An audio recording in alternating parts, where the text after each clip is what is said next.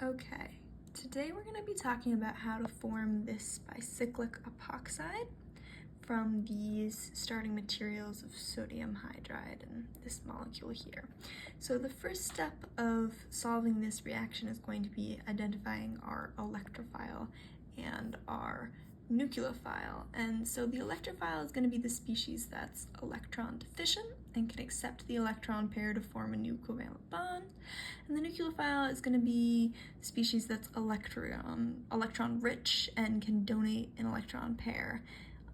And so if we examine this molecule, we're going to find that the nucleophile is going to be the deprotonated alcohol generated by sodium hydride, creating this alkoxide group with that negatively charged oxygen that's going to have some electrons freed up to form a new bond. And the electrophile is going to be the carbon attached to the leaving group. So in this case, that carbon-bearing bromine that's going to undergo the intermolecular attack. So if we're examining the mechanism of this reaction, the first step is going to be a deprotonation, where that sodium hydride, as we mentioned, is going to turn the alcohol group, that hydroxy group, into a alka oxide. The next step is going to be an intermolecular SN2, where that now negatively charged oxygen's lone pair will attack that carbon-bearing bromine. And the next thing that will happen in step 3 is that leaving group is going to leave. Bromine is going to leave, but this is a concerted reaction. So what's actually going to happen is step 2 and 3 will occur at the same time.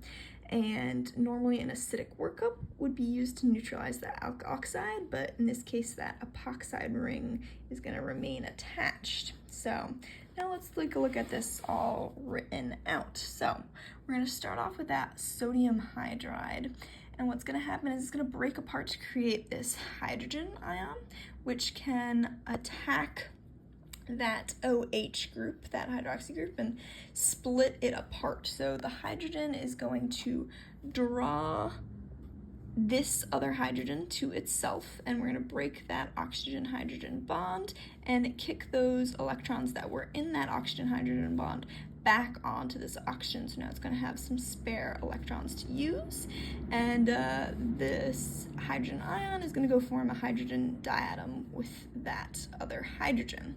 So that's how our nucleophile is created. We have our alkoxide group with these spare electrons, and we have our hydrogen diatom. And now in this concerted step, we're going to have the electrons that were freed up on that oxygen atom come and attack this carbon-bearing bromine here, and that's going to kick off this bromine because these new bond that is formed between the oxygen and the carbon is going to use up all the space the carbon has and kick off the electrons from this carbon-bromine bond. They're going to be pushed out and onto that bromine, and that group is going to leave the molecule altogether.